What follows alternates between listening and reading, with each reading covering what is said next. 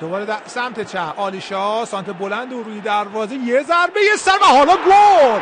محمد نوری حساب کار یک مساوی میکنه. پیرنش هم در میاره، بازوبندش هم در میاره، این کاره دیگه نمیکنه.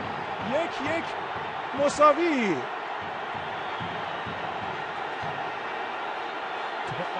خورد تیر دروازه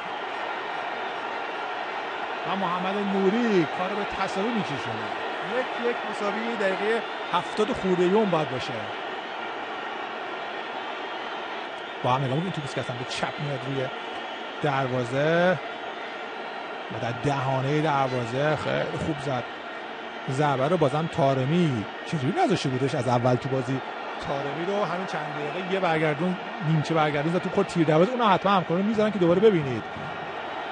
ضربه